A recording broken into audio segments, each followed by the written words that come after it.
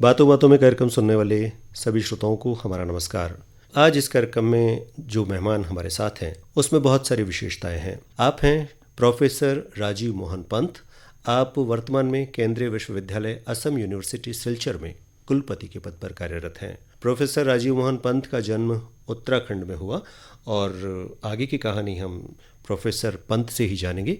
Professor Rajiv Mohan Pant, बहुत बहुत स्वागत है आकाशवाणी जयपुर के स्टूडियो में आपका। धन्यवाद, नमस्कार जी। हम बहुत सारी बातें इस कार्यक्रम के माध्यम से करते हैं और ये प्रयास करते हैं कि किसी व्यक्ति के व्यक्तित्व की संपूर्ण चीज़ें हम अपने श्रोताओं को बता पाएँ और ये बता पाएँ कि किस तरह से हम एक रोल मॉडल बनकर पूरी सोसाइटी को एक नया रास्ता दिखा सकते हैं। तो शुरू करते हैं प्रोफेसर पंत। आपके, जैसा मैंने कहा अपने श्रोताओं के लिए, कि उत्तराखंड में आपका जन्म हुआ, लेकिन आप उत्तर पूर्व में सुदूर भारत के एक कोने में आप काम कर रहे हैं पिछले काफ़ी सालों से। तो उत्तराखंड में वो कौन सी जगह थी जहाँ पर आपका जन्म हुआ, बचपन बीता, स्कूलिंग हुई? जन्म मेरा सहारनपुर में हुआ, जो कि अभी उत्तर प्रदेश में आता है। 1961 में, क्योंकि पूरा उत्तर प्रदेश हुआ करता था, उत्तराखंड तो बाद में बना है। और जन्म के तुरंत बाद मुझे, मेरे पिताजी डॉक्टर थे, उत्तर प्रदेश की स्वास्थ्य सेवाओं में काम करते थे। तो मेरे जन्म के तुरंत बाद उनका ट्रांसफ़र हुआ यानी उत्तर प्रदेश के पर्वतीय क्षेत्र में, जिसको कुमायूं बोलते हैं, और आज वो उत्तराखंड का हिस्सा है। तो उनका ट्रांसफ़र हुआ तो मैं 2-3 साल का रहा हूँगा, मुझे याद आ रही है अभी। तो मैं वहाँ पर आया था उत्तराखंड में। तब से जन्म के तुरंत बाद मैं पहाड़ पर्वतीय क्षेत्र, सहारनपुर में जन्म लेकर आप बिल्कुल पहाड़ी एरिया में जाकर आपने अल्मोड़ा जिला होता था, अभी भी है अल्मोड़ा जिला। तो अल्मोड़ा जिले में मेरे पिताजी का ट्रांसफ़र हुआ, तो वहाँ मैं आया। और मुझे याद है, मुझे 2-3 साल का रहा हूँगा शायद। अभी भी याद है कि वो बिल्कुल हिमाच्छादित चोटियों के बीच में वो अस्पताल उनको सेट करने का चैलेंज मिला था मेरे पिताजी को। वो जगह का नाम था दानपुर कर्मी। जब मैं वहाँ पहुँचा, जब अगले दिन सवेरे आँख खुली तो वहाँ पूरा जो कर्मी था लगभग 3-4 फीट बर्फ़ में दबा हुआ था। अच्छा। और वहाँ पे सफ़ेद वो काले रंग के भोटिए कुत्ते वहाँ पर बर्फ़ में खेल रहे थे। और वहाँ पे बहुत ही, मैं उसका वर्णन नहीं कर सकता, इतना सुंदर मनोरम दृश्य था। चारों ओर, चूँकि बहुत ऊंचाई पर वो गांव स्थित था, और देवदार के बड़े बड़े लंबे लंबे वृक्ष, और चारों ओर से बर्फ़। अविस्मरणीय है वो, मेरे मस्तिष्क में छा गया था। और शायद वही रीज़न है कि क्योंकि माना जाता है कि किसी भी बच्चे के प्रारंभिक जीवन का जो होता है 5 साल जो होते हैं, उसी बीच में उसका वैल्यू सिस्टम डेवलप होता है। शायद वही जो पर्वतों का आकर्षण आज तक मुझे उसी की देन है। वही शायद वो जो शुरू के जो कुछ वर्ष पहाड़ों में बिताए, उसी की वजह से जो पर्वत के प्रति अगाध प्रेम जो जगह है, मुझे लगता है वो आज तक है। और मैं कभी भी अपने को बड़े शहरों में सहज महसूस नहीं कर पाता, और यही रीज़न है कि मैं आज उत्तराखंड से निकल के उत्तर पूर्व में आया। यानी पहाड़ों में जब आपका बचपन बीता और धीरे धीरे आप पहाड़ों के साथ ही बड़े हुए। असम में जो आपका यूनिवर्सिटी से जुड़ा हुआ और ये प्रोफेसर कुलपति बनने तक का सफ़र बहुत आसान नहीं रहा होगा, निश्चित तौर पर बहुत बाधाएं आई होगी। आपने पहले से ही सोचा था कि मुझे शैक्षणिक जगत में ही जाना है, या मैं एजुकेशन के क्षेत्र में जाके कुछ विशेष करूँगा, या आपका कुछ और सपना था? ये बड़ा प्रश्न जो आपने किया है, शायद बहुत सारे लोगों को ये पता नहीं भी होगा। जो मेरे विश्वविद्यालय के लोग हैं शायद वो भी आश्चर्यचकित होंगे। मैंने कभी सोचा नहीं था कि मैं शिक्षा के क्षेत्र में जाऊंगा। यद्यपि हमारे घर में शिक्षा से जुड़े बहुत लोग रहे हैं, मेरे भाई, मेरी बहन, इवन मेरी पत्नी, सभी शिक्षा के क्षेत्र से जुड़े हुए हैं। पर मैंने कभी सोचा नहीं था कि मैं शिक्षा के क्षेत्र में आऊँगा। मैंने शुरू से, मैं एक्चुअली खिलाड़ी भी रहा था, खेलों में मेरी रुचि थी, और एडवेंचर स्पोर्ट्स में मेरी रुचि थी। तो इन अपनी रुचि के हिसाब से मुझे लगता था कि जो आर्मी के लिए मैं बहुत फिट अपने को महसूस करता था, इंडियन आर्मी के लिए। अच्छा। और मेरा सपना था कि इंडियन आर्मी ही ज्वाइन करूँगा। पर दुर्भाग्यवश मैं कलर ब्लाइंडनेस की वजह से आर्मी ज्वाइन नहीं कर पाया। तो फिर मैंने एक चांस लिया था बॉर्डर सिक्योरिटी फोर्स के असिस्टेंट कमांडेंट डायरेक्ट एंट्री के फर्स्ट बैच में जी। उसमें मेरा सिलेक्शन हुआ था। टेकनपुर एकेडमी में भी मैं गया रहा वहाँ पर जब वहाँ उनको पता चला कि ये कलर ब्लाइंड है तो मुझे वहाँ से भी लौटना पड़ा। फिर मेरे सामने एक प्रश्न चिन्ह था कि आगे क्या हो सकता है। तो फिर मुझे लगा कि मेरा जो है शिक्षा के प्रति मेरा रुझान था ही जी। तो मुझे लगा कि ये एक क्षेत्र है जिसमें कि मैं एक अपने को सहज पाऊंगा आर्मी के बाद। तो इसलिए ऐसे मैं फिर शिक्षा के क्षेत्र में आया। अच्छा। मैंने अपना मास्टर डिग्री मैंने पहले अर्थशास्त्र में करी नैनीताल से ही जी। BA MA मेरी शिक्षा नैनीताल से ही हुई। और उसके बाद मैंने फिर रांची आया, वहाँ से मैंने आगे एज ए लेक्चरर ज्वाइन किया था, फिर कई साल वहाँ रहा रांची में। और national institute of foundry force technology में भी मैंने लेक्चरशिप की 4 साल जी। और 1997 में 1997 में मुझे अवसर मिला फिर पहाड़ों की ओर रुख करने का। अच्छा। और मैं अरुणाचल आया और अरुणाचल में मैंने north east regional institute of science and technology, एक केंद्रीय संस्थान है, डायरेक्टली जिसको हम बोलते हैं CFTI, centrally funded technical institute, deemed university है, वहाँ पे मैंने ज्वाइन किया। और फिर वहाँ से 2014 में मैंने गुवाहाटी में राष्ट्रीय ग्रामीण विकास संस्थान, उसमें मैं निदेशक के पद पे रहा, 7 साल में वहाँ रहा। और वर्तमान में मैं अभी जैसा आपने बताया कि कुलपति हूँ। केंद्रीय विश्वविद्यालय है, आसाम विश्वविद्यालय, उसमें। जी हाँ, सिलचर में। जी, सिलचर में है। सिलचर बहुत ही सुंदर जगह है और मैं हमेशा कहता हूँ लोगों को कि सिलचर शायद एक जो सांस्कृतिक राजधानी है पूरे उत्तर पूर्व की। जी। बहुत समृद्ध संस्कृति है वहाँ की और बहुत ही कला के क्षेत्र में और लिटरेचर के क्षेत्र में बहुत समृद्ध जगह है। आप चूंकि छात्रों के साथ रहकर काम करते हैं और बड़ी संख्या में स्टूडेंट्स आपसे प्रभावित होते हैं, असम यूनिवर्सिटी कुछ विशेष काम करती होगी, कुछ विशेष कोर्सेज चलाती होगी, स्पेशल कोर्स स्टूडेंट्स के लिए, ताकि वो इनोवेटिव हों और कुछ अच्छा अपने फ्यूचर के लिए प्लान कर पाएँ। ऐसी कौन कौन सी विशेषताएं आप अपनी यूनिवर्सिटी में देखते हैं और जो नहीं है उनको डेवलप करना चाहते हैं? हमारे विश्वविद्यालय में 44 विभाग हैं, 44 डिपार्टमेंट्स हैं। हमारे 2 कैंपस हैं, एक कैंपस हमारा सिलचर में है और एक कैंपस हमारा डिफू में है। डिफू कार्बी आंगलोंग जो कि बहुत ही सुदूर प्रांत है, मैं कहूँगा जनजातीय इलाका है, एक हमारा वहाँ है। वहाँ पर हमारे पास करीब 10 विभाग हैं और सिलचर में लगभग 44 डिपार्टमेंट है हमारे पास जी। और हम असम के जो बराक वैली, असम को यदि हम देखेंगे तो हमारे पास 2 मुख्य वहाँ पर वैलीज हैं, एक तो ब्रह्मपुत्रा वैली और एक बराक वैली। तो जो गुवाहाटी, जोरहाट, शिवसागर ये सब जो हैं ब्रह्मपुत्रा वैली में आते हैं और ये जो 5 डिस्ट्रिक्ट हैं ये बराक वैली में आते हैं, जिसमें कि मैं हूँ अभी, जिसके के लिए हमारे जो विश्वविद्यालय जिनके लिए कार्यरत है। जी। तो 5 डिस्ट्रिक्ट्स हैं और वहाँ पे हमारे 2 केंद्र हैं, सिलचर में मुख्य है और उसके बाद दीपू में दूसरा सेंटर है हमारा यूनिवर्सिटी का। और हमारे पास लगभग 76 कॉलेजेज हैं जो कि हमारे विश्वविद्यालय से एफिलिएटेड हैं। जैसा आपने कहा कि कौन से विभाग वहाँ कार्यरत हैं, देखिए ये जो हिमालय का क्षेत्र है, ये भी एक बायोडाइवर्सिटी का हॉटस्पॉट है, तो हमारे लिए एनवायरनमेंट बहुत महत्वपूर्ण है। वहाँ पे चूँकि आपने सुना होगा एक्ट ईस्ट पॉलिसी भारत सरकार की बहुत वो है और हम यहाँ पे बांग्लादेश, म्यांमार बिल्कुल बॉर्डर पे लोकेटेड हैं। तो वहाँ पे हमारे बिजनेस MBA जो बिजनेस एडमिनिस्ट्रेशन डिपार्टमेंट है वो बहुत इंपॉर्टेंट है, हमारा कॉमर्स डिपार्टमेंट बहुत इंपॉर्टेंट है, इकोनॉमिक्स काफ़ी महत्वपूर्ण है और कल्चरली हम लोग बहुत समृद्ध हैं। तो मैं वहाँ कहूँगा कि हमारे पास लिंग्विस्टिक्स जो हमारे काफ़ी समृद्ध है वो भी।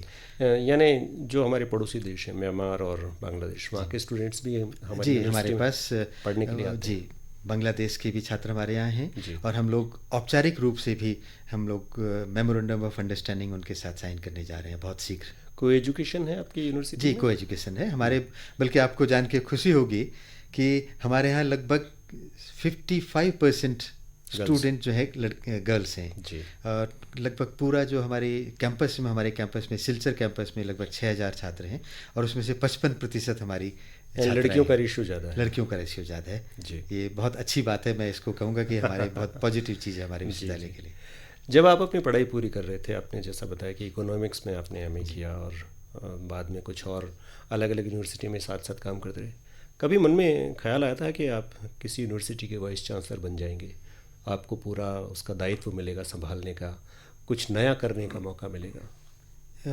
मैं बहुत ज़्यादा एम्बिशियस नहीं हूँ, बहुत ज़्यादा मैं प्रेजेंट में जीने वाला व्यक्ति हूँ और मेरा हमेशा से ये रहा कि जहाँ पे जिस पद पे भी रहे अपना काम करते रहे, बिल्कुल अनवरत रूप से अपना कार्य यदि हम करते रहते हैं तो रास्ते खुद ही खुल जाते हैं। तो मैंने ये तो कभी नहीं सोचा था कि कुलपति बनूंगा किसी दिन, पर हमेशा ये रहा कि मैं जिस पद पर काम कर रहा हूँ उस पद पे अच्छे से काम करूँ। और मेरा एक मानना है कि if you are prepared to run a mile extra there is no competition. मतलब यदि हम थोड़ा सा और लोगों से और थोड़ा सा तेज़ी से आगे बढ़ें तो कंपटीशन नहीं मिलता, और मेरी लाइफ बहुत स्मूथ रही है, मैं कहूँगा। आप बीते लगभग 25 सालों से एकेडमिक क्षेत्र में हैं, यूनिवर्सिटी में स्टूडेंट्स के साथ काम मैं कर रहे हैं। 36 साल से हूँ। 36 साल से हैं, तो इतना लंबा जो अनुभव है, और हम देखते हैं कि यूनिवर्सिटी कैंपस जहाँ जहाँ पे है वहाँ पर बहुत सारी समस्याएं स्टूडेंट्स के मन में रहती हैं, बहुत सारी समस्याएं कॉलेज प्रशासन की तरफ से रहती है। एग्ज़ाम कंडक्ट नहीं होना, कंडक्ट होते हैं तो रिज़ल्ट टाइम से नहीं आना, और इसके बाद कोर्सेज़ में देरी होना। जो छात्र वर्ग है, जो स्टूडेंट्स हैं, उनकी तरफ से थोड़ा सा वो असंतोष रहता है, और वो अपनी प्रॉब्लम्स सिर्फ और सिर्फ कुलपति की तरफ एक उम्मीद से देखते हैं। आपको क्या लगता है, क्या क्या मुख्य समस्याएं यूनिवर्सिटी कैंपस में, इंडिया में स्पेशली, हमें को देखने को मिलती हैं? मुझे लगता है सबसे बड़ी समस्या है कि हमारे पास संवाद की कमी है, कम्युनिकेशन नहीं है। कम्युनिकेशन नहीं है।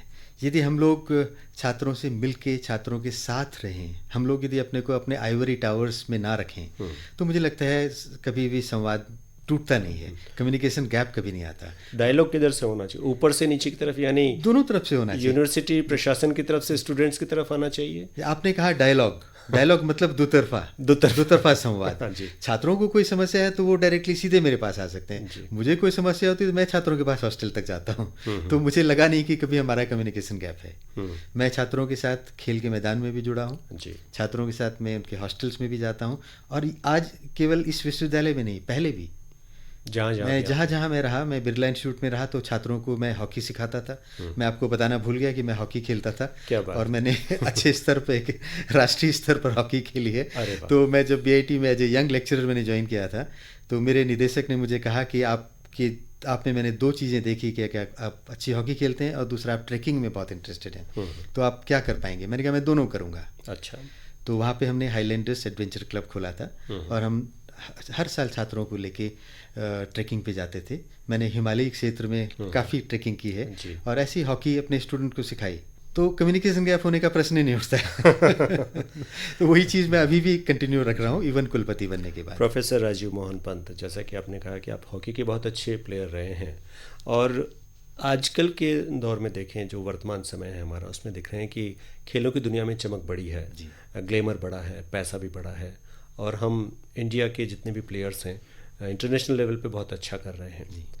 बहुत सारे स्टूडेंट्स के मन में ये दुविधा रहती है, और थोड़ा सा प्रेशर उनके माँ बाप की तरफ से रहता है कि पहले आप अपनी एकेडमिक जो एजुकेशन है उसको पूरा कर लें, ग्रेजुएशन कर लें, कोई अच्छा सा आप मैनेजमेंट का कोर्स कर लें, ताकि आपका जो फ्यूचर है वो सिक्योर हो जाए। ये माँ बाप की चिंता है। स्टूडेंट्स कुछ और करना चाहता है, लाइक वो किसी गेम में जाना चाहता है, तो माँ बाप को लगता है कि इसका फ्यूचर थोड़ा सा इनसिक्योर सा रहेगा, क्या पता जॉब मिलेगा कि नहीं मिलेगा। तो ये प्रेशर, बच्चे किस तरह से इस स्ट्रेस को झेल सकते हैं, क्या होना चाहिए और क्या हम करें? ये हमारे समाज में मानसिकता थी, और एक कहावत थी कि पढ़ोगे लिखोगे बनोगे नवाब, खेलोगे कूदोगे बनोगे खराब। जी। तो ये मानसिकता हमारी जनरेशन के टाइम तक बहुत ज़्यादा प्रेवलेंट थी। अब बदलाव आ रहा है काफ़ी कुछ। अभी यदि किसी को किसी खेलों में जाना है तो वो खेलों में अपना रास्ता ढूंढ रहे हैं। मतलब खेलों में भी आपका एक अच्छा कैरियर है। जी, अभी करियर बहुत अच्छा है हर क्षेत्र में। किसी छात्र को यदि वो खेलों में प्रवीण है तो वो वही रास्ता चुनता है, और यदि कोई संगीत में प्रवीण है तो अपना संगीत के क्षेत्र में रास्ता। आजकल इन चीज़ों की कमी नहीं है, बहुत ज़्यादा ओपनिंग्स बहुत ज़्यादा हैं, और नई जो हमारी राष्ट्रीय शिक्षा नीति बनी है, नेशनल एजुकेशन पॉलिसी जो बनी है, उसमें इस चीज़ को काफ़ी रास्ता इसके लिए खोला है।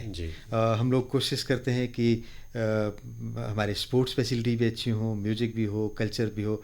ज़रूरी नहीं कि हर बच्चा डॉक्टर इंजीनियर ही बने, उनसे कहीं बहुत ज़्यादा आगे दूसरे प्रोफेशन के लोग बढ़ रहे हैं। अपनी जिस चीज़ में इंटरेस्ट हो, जिस चीज़ में आपका पैशन हो, उसको फॉलो करना। अभी मुझे लगता है जो राष्ट्रीय शिक्षा नीति है ये एक बड़ा अच्छा प्लेटफॉर्म दे रही है। श्रोताओं, आज इस कार्यक्रम में हमारे साथ हैं प्रोफेसर राजीव मोहन पंत। आप असम यूनिवर्सिटी सिलचर में कुलपति के पद पर कार्यरत हैं, और आज इस कार्यक्रम में हमारे मेहमान हैं। प्रोफेसर पंत, अभी हमने बात की थी नई एजुकेशन पॉलिसी को लेकर, और जब भी एजुकेशन पॉलिसी पर बात होती है हम हायर सेकेंडरी और कॉलेज लेवल की एजुकेशन की बात करते हैं। और अक्सर हम बहुत बार ये सुनते आए हैं कि छोटे बच्चे जो प्राइमरी एजुकेशन के लिए स्कूल में जाते हैं, उनके कंधे पर बहुत बड़ा भारी बैग होता है जिसका वज़न कम करने की बहुत बार कवायद की गई, लेकिन वो अभी तक भी शायद कम नहीं हो पाया है। तो हम एलिमेंट्री एजुकेशन में सुधार की बात क्यों नहीं करते, या छोटे बच्चों के जो तकलीफ़ है कि वो इतना बड़ा वज़न उठाकर कैसे स्कूल जाए, और उस पर बस्ते का बोझ, पढ़ाई का बोझ, और आजकल माँ बाप का आग्रह कि आप अच्छे अंक से पास होइए, इस पर भी कभी कोई चर्चा आपने की है? क्या सुझाव देना चाहेंगे कि हम छोटे बच्चों के स्कूल का बोझ कम कर सकें? ये एक बहुत गंभीर समस्या हो गई थी, और वो इसलिए क्योंकि हम एक बिल्कुल रैट रेस में फंसे हुए थे जी। कि सब पेरेंट्स की अपेक्षाएं ये रहती थी कि क्लास 12 के बाद मेरा बच्चा सीधे आईआईटी में जाए और या फिर एम्स में जाए, मेडिकल और इंजीनियरिंग प्रोफेशन के अलावा कुछ उनको सूझता नहीं था। पर जैसे जैसे अभी जो नई जो राष्ट्रीय शिक्षा नीति है, इसका उद्देश्य यही है कि जिस और किसी एक छात्र का इंटरेस्ट हो उसी की तरफ उसको बढ़ना चाहिए। और अभी इतने सारे ओपनिंग्स होंगी तो ये जो दौड़ है जिसमें एक हम जिसको कि मृग मरीचिका के पीछे दौड़ रहे हैं, वो दौड़ खुद ही स्वतः ख़त्म हो जाएगी, मेरा ये मानना है। और बेसिकली जो जिस चीज़ में जिसका इंटरेस्ट हो, रुचि हो, उस तरफ जाए, क्योंकि अब ओपनिंग सब जगह खुले। जैसे कि हम खिलाड़ियों की बात कर रहे थे, पहले आप राष्ट्रीय स्तर पर भी खेलेंगे हॉकी तो आपको बैंक में क्लरिकल जॉब मिल सकता है या रोडवेज में कंडक्टर का जॉब मिल सकता है, इस तरह का था। और आज की हिमा दास देखिए, हमारी इंटरनेशनल स्टैंड असम की एक युवा प्लेयर, उनको अभी सीधे डीएसपी रैंक दिया गया। तो इस तरह के अभी जब ओपनिंग्स खुलेंगी तो फिर लोगों को वो मृग मरीचिका के पीछे नहीं भागेंगे, यानी रास्ते खुले हुए हैं, रास्ते बहुत खुल गए अभी। यहाँ पर मैं हमारी भारत की जो प्राचीन व्यवस्था थी, आश्रम व्यवस्था, जिसमें ब्रह्मचर्य पहली शुरुआत से लेकर 25 वर्ष तक विद्यार्थी आश्रम में रहता था और वहाँ वो जीवन की बेसिक्स सीखता था और कोई बोझ नहीं था, आपको अपना काम प्रैक्टिकली खुद करना है। और आज हम देखते हैं कि उसके बजाय जैसा आप कह रहे हैं कि एक चूहा दौड़ में हम शामिल हैं, और तो क्या हम ऐसा माहौल बना सकते हैं आज के शैक्षणिक जगत में जहाँ पर प्राइमरी एजुकेशन से ही बच्चों को फ्री बैग सिस्टम मिले? मुझे लगता है जो राष्ट्रीय शिक्षा नीति जो नई आ रही है उसमें यही प्रयास है। अच्छा। कि हम जैसे कि टिपिकल गुरुकुल वाली व्यवस्था को हम जरूरी नहीं कि हम डिग्री, पहले की हमारा एक था कि हम केवल डिग्री के पीछे भागते थे, इसमें स्किल पे, कौशल विकास पे बहुत ज़्यादा है। यदि गुरुकुल की हम बात करें तो गुरुकुल में छात्र सब तरह के काम करते थे, अपनी जीवन यापन की भी उनके होता था, शास्त्र भी सीखते थे, नीति शास्त्र, तर्क शास्त्र, सभी तरह के शास्त्रों का अध्ययन करते थे, और साथ ही साथ अपने जीवन यापन की भी व्यवस्थाओं के बारे में वो जानते थे। अभी जो ये शिक्षा की पद्धति है ये कुछ ऐसी ही है, इसमें हम जरूरी नहीं कि हम पूरी अल्टीमेट डिग्री लेके ही निकलें पास। हम 1 साल पास करें, हमने एकेडमिक बैंक ऑफ क्रेडिट का इसमें सिस्टम है। आप 1 साल पढ़ें, जितने कोर्सेज आपने किए उसका आपको आपके जमा हो गया, डिपॉजिट हो गया वो आपके। आप जाके दूसरे आप काम करिए, कौशल अपना डेवलप कीजिए। इसमें साथ ही साथ एक, जैसे मान लीजिए कि मैं अर्थशास्त्र से एमए कर रहा हूँ, मैं साथ साथ में एक छोटा सा कारपेंटरी का काम भी सीख सकता हूँ, मैं इलेक्ट्रीशियन का काम भी सीख सकता हूँ। स्किल इंडिया की स्किल जी। तो साथ साथ ये विश्वविद्यालय इस तरह की सुविधाएं भी प्रदान करेंगे। हम लोगों ने अपने विश्वविद्यालय में खुद हमें टी गार्डन मैनेजमेंट का भी कार्यक्रम शुरू कर रहे हैं। कोई छात्र पॉलिटिकल साइंस में काम कर रहा है, पॉलिटिकल साइंस पढ़ रहा है या एनवायरनमेंटल साइंस पढ़ रहा है, साथ ही साथ एक वो साथ में certificate course tea garden management का भी कर सकते हैं, साथ ही साथ वो कोर्स एक म्यूज़िक का भी कर सकते हैं। तो ये बेसिकली साथ साथ हम लोग, अभी तो डुअल डिग्री की भी बात चल रही है कि 2 डिग्री एक साथ, यानी किताबी ज्ञान के साथ साथ आपको प्रैक्टिकल चीज़ें भी आपको सीखने को मिले और आप कुछ अपने आप में एक स्किल पैदा कर सकें कि आप खुद प्रशिक्षित हो जाए और आप खुद एक अच्छे कामगार बन जाए। अगर आपको regular job like government job ना मिले तब भी आप अपनी आजीविका। मैं तो ये उम्मीद करता हूँ कि आने वाले टाइम में कोई गवर्नमेंट जॉब करेगा भी नहीं, क्योंकि इंडिया का फ्यूचर ऐसा जी, इस तरह का माहौल बनेगा कि गवर्नमेंट जॉब करने की ज़रूरत ही नहीं है। गवर्नमेंट जॉब में क्या है, आपको जितना एक लिमिटेड एक फिक्स सैलरी है उससे ऊपर नहीं मिलेगी। गवर्नमेंट जॉब में मैं कुलपति के पद पे काम कर रहा हूँ, मैं कभी नहीं सोच सकता कि मैं कभी धीरू भाई अंबानी जैसा अरबपति बन जाऊं जी। या अभी अडानी जी हैं या मुकेश अंबानी हैं, अनिल, उस स्तर पे मैं कभी नहीं पहुंचा, हमारी लिमिटेशन, क्योंकि हमारी सीमित कर दिया हमने। गवर्नमेंट जॉब में रहते हुए हमारी सीमाएं फिक्स है और उसके बाहर हम ज़्यादा हमने अपने को सीमित कर लिया है। बट यदि हम एंटरप्रेन्योरशिप में जाएं, उद्योगों के प्रति यदि हम आकर्षण बढ़ा पाए लोगों का, तो अपार संभावनाएं हैं, स्काई इज द लिमिट। तो मुझे लगता है कि धीरे धीरे ये कल्चर हमारे छात्रों में आ रहा है, और वो सरकारी नौकरी की जो सीमितताएं हैं, हम किसी अपना भविष्य हम किसी दूसरे के हाथ में दे रहे हैं कि इतने साल सीनियरिटी होगी फिर आपको तब प्रमोशन मिलेगा, ये सब नहीं। जितना हम हार्डवर्क करेंगे उतना हमें फल मिलेगा। और ऐसे आजकल बहुत सारे हमारे पास सक्सेस स्टोरीज हैं। मैं आपको कौशलेंद्र फाउंडेशन के जो वो है फाउंडर हैं, कौशलेंद्र, आपने सुना होगा, पटना के सब्जी वाले। अच्छा। वो बीटेक बीएससी उन्होंने किया और उसके बाद आईआईएम अहमदाबाद से उन्होंने मैनेजमेंट में किया। इजरायली कंपनी में काम करते थे कुछ समय। उसके बाद अपने गांव में आए और सब्जी जो ऑर्गेनिक वेजिटेबल का उन्होंने एक पूरा मार्केटिंग चैनल बनाया, और आज वो कम से कम 500 लोगों को सपोर्ट कर रहे हैं और उनका करोड़ों में उनका टर्नओवर है जी।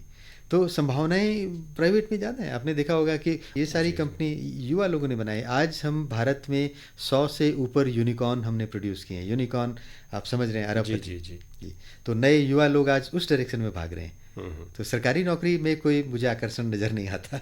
तो प्रोफेसर पंत, यहाँ पर एक सवाल मेरे मन में आता है कि चूँकि हमारा एक माइंड सेट है हमारे यूथ के सामने, इवन हमारे माता पिता के सामने भी, कि हम अपने बच्चे को ग्रेजुएशन करवा दें और उसके बाद में आईआईटी या कोई अच्छी सी टेक्निकल उसकी पढ़ाई हो जाए और ये एक सिक्योर जॉब में जाए।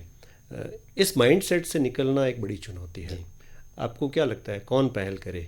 बच्चे स्टूडेंट्स की तरफ से ये पहल होगी या माता पिता की, या फिर टीचर्स का रोल इसमें ज़्यादा होगा? नहीं, मैं अपने प्रधानमंत्री जी का आभार व्यक्त करना चाहूँगा कि वो हर प्लेटफॉर्म पर इस चीज़ को बढ़ावा दे रहे हैं और वो सक्सेस स्टोरीज़ को डॉक्यूमेंट करके प्रसारित कर रहे हैं। आज जितनी भी सक्सेस स्टोरीज हमारी हैं सक्सेसफुल एंटरप्रेन्योर्स की, वो बच्चों से मिलते हैं, खुद बच्चों से मिलते हैं और सक्सेस स्टोरीज को हाईलाइट कर रहे हैं। आप देखिए खिलाड़ियों को, वो जब भी कोई विदेशी खिलाड़ी आते हैं तो जाने से पहले भी मिलते हैं और आने के बाद भी। और कई बार ऐसा भी हुआ जैसे हमारी हॉकी टीम महिलाओं की नहीं जीत पाई थी, तो उन्होंने वहाँ पे उनको सहानुभूति नहीं बल्कि उनको प्रोत्साहन दिया। तो जब इस तरह का एक पॉजिटिव माहौल बन रहा है हमारे आसपास, तो मुझे लगता है कि हम जो पुरानी मानसिकता है उससे निकल पाएंगे। और ये जो स्टार्टअप इंडिया या खेलो इंडिया, ये सारे जो कार्यक्रम इनके हमारे प्रधानमंत्री माननीय मोदी जी, मैं आभार व्यक्त करना चाहूँगा उनका कि इस तरह की सोच उन्होंने भारत के मानस पटल पे, युवाओं के मानस पटल पे उनका विज़न बड़ा है और पूरा इंडिया उनको सपोर्ट कर रहा है इनके विज़न के लिए। इस कार्यक्रम में आज हमारे साथ हैं प्रोफेसर राजीव मोहन पंत। आप असम यूनिवर्सिटी सिलचर में कुलपति के पद पर कार्यरत हैं और बहुत सारी बातें हम आज प्रोफेसर राजीव मोहन पंत से कर रहे हैं। जैसे जैसे हम आगे बढ़ते हैं वैसे वैसे कुछ जीवन में उतार चढ़ाव आते हैं, कुछ ऐसी बातें होती हैं जिनसे हमारा जीवन मुड़ जाता है। आपके अपने जीवन में शैक्षणिक जगत में काम करते करते या बचपन से लेकर अब तक आपको लगा हो कोई ऐसा टर्निंग पॉइंट, ऐसी घटना आपको याद है जहाँ से आपका जीवन बदला, जहाँ से आपके रास्ते बदल गए और फिर आपने पीछे मुड़कर नहीं देखा? रास्ते बदलने से मैं आपको, जैसे मैंने बताया था कि मैं बीएसएफ एकेडमी में गया था, टेकनपुर एकेडमी में, ये मान के चला था कि मैं ये वर्दी वाली नौकरी करूँगा, असिस्टेंट कमांडेंट ज्वाइन करने का संकल्प था। पर जब मैं वहाँ से वापस लौटा अपने वही कलर ब्लाइंडनेस, कलर विजन की वजह से, जब मैं लौट के आया तो मेरे पास एक बड़ा प्रश्न चिन्ह था कि आगे क्या होगा। फिर मुझे लगा कि मेरा शिक्षा के प्रति मेरा शुरू से, खास तौर से ऐसे कैंपस में रहने का जो कि पूरा कैंपस रेजिडेंशियल कैंपस में, वो मेरा एक आकर्षण था, क्योंकि उसमें वही खेलों के प्रति और छात्रों को मोटिवेट करने की संभावनाएं रहती थी। तो फिर मैंने यही सोचा था कि मैं एक शिक्षा के क्षेत्र में जाऊंगा और मुझे बहुत खुशी है कि मैं बिरला इंस्टीट्यूट ऑफ टेक्नोलॉजी में से मैंने अपना कार्यकाल शुरू किया। वहाँ मैं बहुत लंबे समय तक रहा, वहाँ बहुत कुछ सीखने को मिला और बस वहाँ से ये अनवरत चलता रहा। और रांची के बाद मुझे, चूँकि मैंने बताया था आपको कि ट्रैकिंग वगैरह भी जाता था, पहाड़ों पे जाता था, अरुणाचल एक बार आया था, तो तभी मुझे लगा कि काश मैं यहाँ पर कभी लंबे समय तक रह सकूं। और वो लगता है कि ईश्वर ने मेरी प्रार्थना सुनी और मैं उत्तर पूर्व में आ गया। 97 से मैं उत्तर पूर्व में हूँ। जी हाँ, इतने लंबे समय से जबकि आप छात्रों से लगातार संवाद कर रहे हैं, बातें कर रहे हैं, उनको समझ रहे हैं, और बेसिकली बहुत सारी समस्याएं स्टूडेंट्स के सामने ऐसी आती हैं जिनको वो बहुत ख़ास और ऐसे व्यक्ति से कहना चाहता है जिस पर बहुत भरोसा करे। एक कुलपति के तौर पर क्या आप अपने छात्रों का दिल जीतने में कामयाब रहे? आपको लगता है कि आप बिल्कुल एक सफल कुलपति हैं और आपकी जो पारी है इनिंग्स एक सक्सेसफुल पारी है? अभी तो पारी की शुरुआत हुई है। मैं अभी जस्ट 7 महीने 8 महीने से वहाँ पर हूँ। पर चूँकि छात्रों से मेरा संवाद अच्छा है और मुझे लगता है कि मैं छात्रों को बहुत पसंद करता हूँ और उम्मीद है कि वो भी मुझे पसंद कर रहे होंगे। कुलपति के रूप में आपके सामने कई सारे चैलेंजेस हैं, तो कभी मन में झुंझलाहट हुई और लगा कि यार मैं कहीं गलत फंस गया, गलत प्रोफेशन में आ गया, किसी और में ही जाता? नहीं, क्योंकि ये एक ऐसा पद है जी कि जिसमें आपको लगेगा कि लगता है ईश्वर ने आपको मौका दिया है कि कुछ अच्छा कर पाएँ। तो मैं उसी सेवा भाव से, जैसे हमारे प्रधानमंत्री बोलते हैं कि मैं तो प्रधान सेवक हूँ, तो मैं उसी मानसिकता से वहाँ गया हूँ। यहाँ पे और कोई मेरे लिए आकर्षण नहीं है, कोई पद का आकर्षण या कोई पैसे का आकर्षण या किसी और चीज़ का आकर्षण कुछ नहीं है। आकर्षण यही है कि ईश्वर ने मौका दिया है अपने इस लंबे कार्यकाल के अंतिम समय में। जी। क्योंकि मैं 36 साल ऑलरेडी काम कर चुका हूँ, शिक्षण का काम कर चुका हूँ। रिटायरमेंट से पहले आपके पास एक मौका है? पहले एक मौका है कि मैं छात्रों को कुछ जो चीज़ें सपने में थी कि ऐसा ऐसा होना चाहिए, जो मैंने अनेक संस्थानों में काम करते हुए सोचा था कि ऐसा होना चाहिए छात्रों के लिए, वो मुझे अभी करने का मौका मिल रहा है। जब आप छात्र थे और फिर आप शिक्षक रहे, प्रोफेसर रहे अलग अलग यूनिवर्सिटी में, तो जैसा आप सोचते थे तब का माहौल, आज के 30-40 साल पहले का माहौल और अब का माहौल, कैंपस में कुछ बदलाव हुए हैं? जैसे पहले एक बहुत डर था छात्रों के प्रति, नए आने वालों, रैगिंग का, और बहुत सारे बच्चे डिप्रेशन में आ जाते थे। अभी भी कुछ वैसा माहौल है या कुछ बदला है? रैगिंग तो अब बिल्कुल नहीं है। हाँ जी, अभी वैसा डर का माहौल नहीं है, ऐसा कुछ भी। खुलापन है। और जो डिस्टेंस टॉलरेंस कल्चर जो पहले होता था कि अपने शिक्षक से छात्र बात भी नहीं कर सकते थे, और हम लोग जब मैं छात्र था तब तो कुलपति वगैरह से तो मिलने का कभी प्रश्न ही नहीं होता था, उनको देखने का सौभाग्य भी बहुत कम मिलता था। अब वो मुझे लगता है वो दूरियां समाप्त हो गई हैं जी। और अभी आज के उसमें सारे हमारे शिक्षक भी हमारे बहुत अच्छे हैं। मैं अभी असम विश्वविद्यालय की बात करूं तो हमारी मेन स्ट्रेंथ है हमारे शिक्षक, और उनका और छात्रों का जुड़ाव भी बहुत अच्छा है। तो छात्र अपने शिक्षकों से बहुत करीब हैं, छात्र अपने सारे एडमिनिस्ट्रेशन से भी, चाहे कुलपति हों, रजिस्ट्रार हों या और भी सब लोगों से छात्रों का जुड़ाव काफ़ी अच्छा है। तो इसलिए जो मिसकम्युनिकेशन वाली संभावनाएं बहुत कम हैं और बहुत खुला माहौल है, बहुत ओपन एनवायरनमेंट। जब तक आप सिंगल रहे तब तक अपने मन की करते रहे, फिर जब आपके माता पिता ने आपके विवाह की तैयारी की, आपका विवाह हुआ, तो आपके जीवन में कुछ बदलाव आया? कुछ लगा कि अब शायद ज़्यादा जिम्मेदारी से काम करना पड़ेगा, और विवाह के बाद में जो लाइफ में चेंजेस आए, एडजस्ट करना पड़ा? आपके अपने जीवन में, आपकी सफलता में आपकी पत्नी का योगदान आप किस तरह से देखते हैं? पत्नी का योगदान मेरा बहुत ज़्यादा है मेरी सफलता के पीछे। मैं कहूँगा कि एक तरह से भाग्योदय जो होता है वो विवाह के बाद ही हुआ, और मुझे अपनी PhD डिग्री जो मिली, विवाह के तुरंत बाद मेरी PhD डिग्री मिली। अच्छा।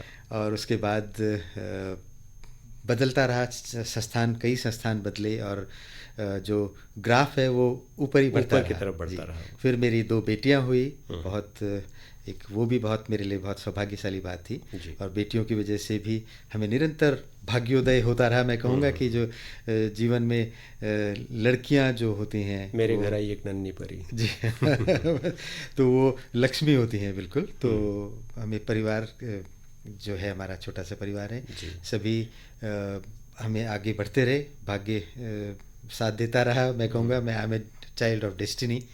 तो पूरा सहयोग मिला, पत्नी का और बेटियों का, सबका सहयोग। और मेरे घर में भी जो मेरे ब्रदर्स हैं, मेरे माता पिता, सभी लोगों ने मुझे सपोर्ट किया, मार्गदर्शन करते रहे। और मुझे लगता है कि जो भी मैंने पाया है अपने शुभचिंतकों की वजह से और अपने परिवार के सभी लोगों की वजह से।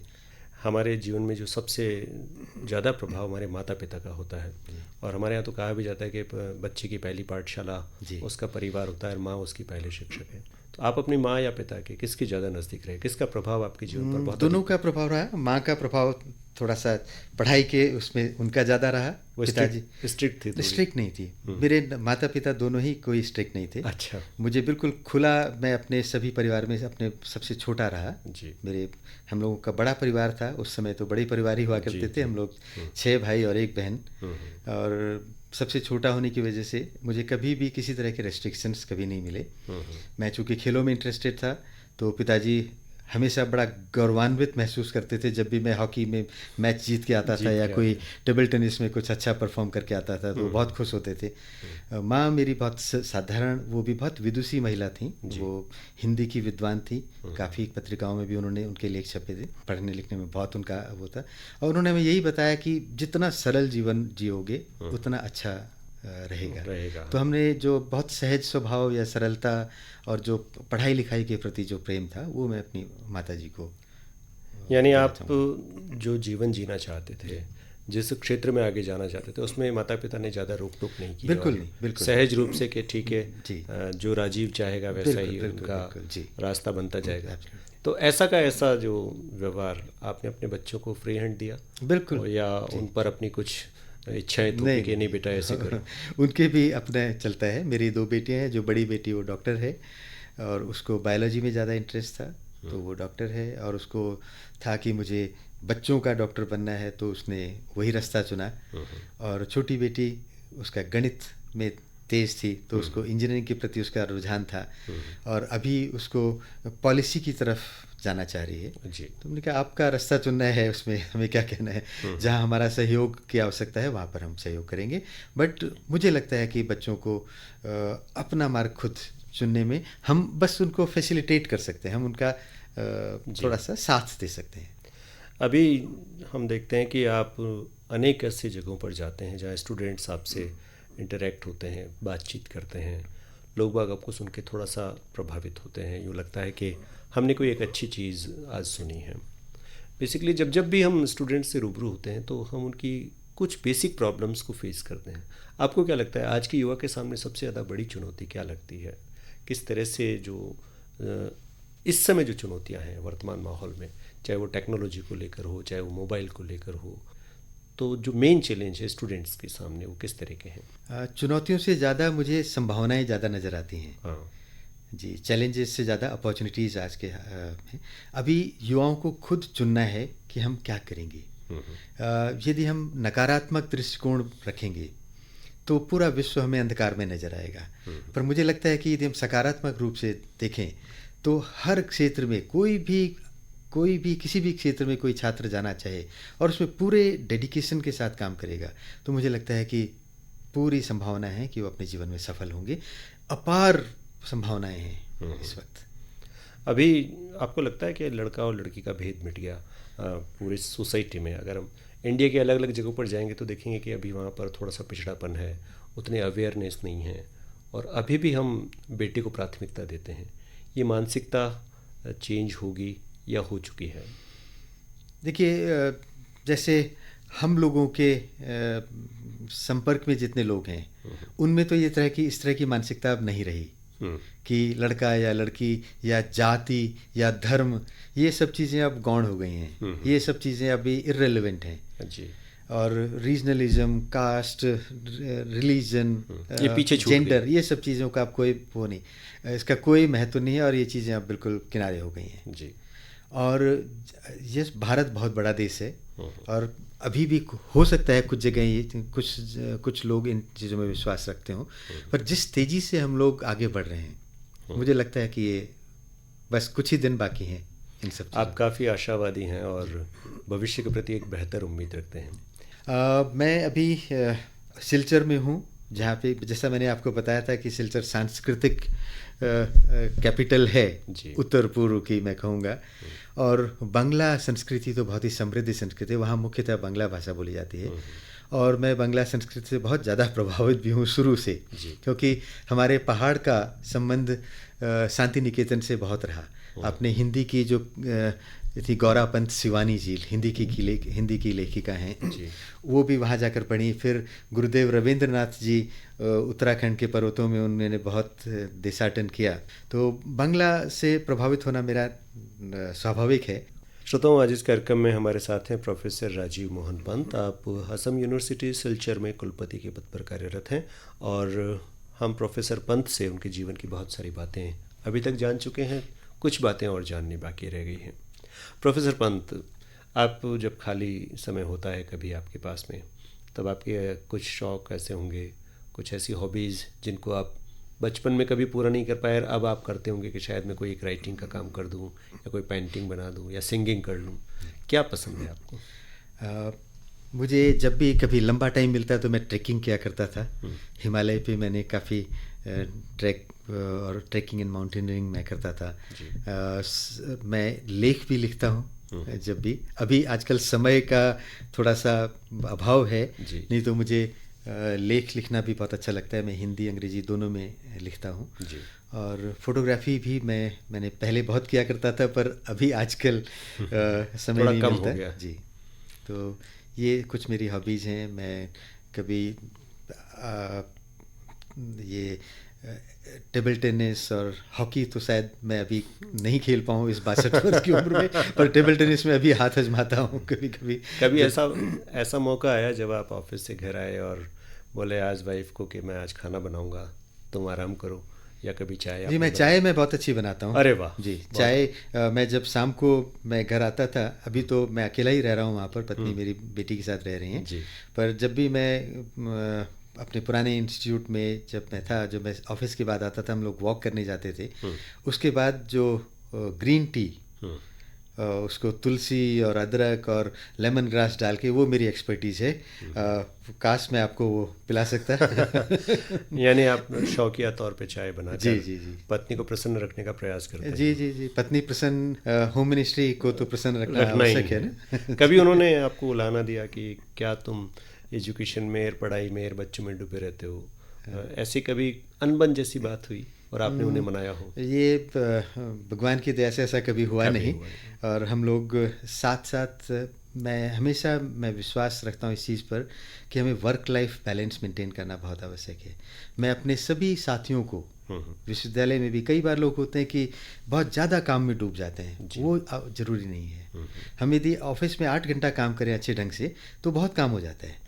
तो मेरा मानना यह है कि वर्क लाइफ बैलेंस, जितना हमारी ऑफिस हमारे लिए इम्पॉर्टेंट है, उतना ही हमारे लिए घर में इम्पॉर्टेंट है। यानी एक मैच्योर अंडरस्टैंडिंग आपको रखनी पड़ेगी फैमिली में, और काम और घर में बैलेंस करना पड़ेगा, तो आप शायद एक अच्छी लाइफ जी सकते और स्ट्रेस फ्री रह सकें। और जब घर में वातावरण अच्छा हो तो काम करने का आपका उत्साह डबल हो जाता है। तो इसीलिए मैं सबको बोलता हूँ कि वर्क लाइफ बैलेंस मेंटेन करना बहुत आवश्यक है। समय हमारे पास थोड़ा बचा है, क्या कहना चाहेंगे आज के स्टूडेंट्स से जो आपको सुन रहे हैं आकाशवाणी जयपुर के माध्यम से देश दुनिया में?